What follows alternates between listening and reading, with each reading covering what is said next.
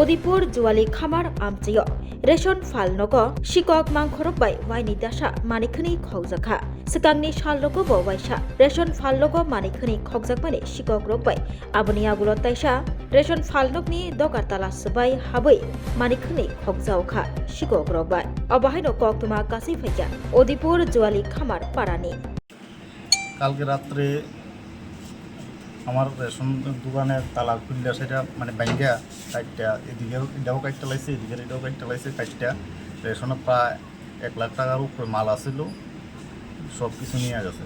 কি কি নিছে? চাল আসিল, ডাইল আসিল, এরপরে দিয়ে ময় মশলা আসিল, তেল আসিল, পালি আসিল, একটা বড় তিরপাল আসিল, কিছু টাকা আসিল ক্যাশে, সাবান।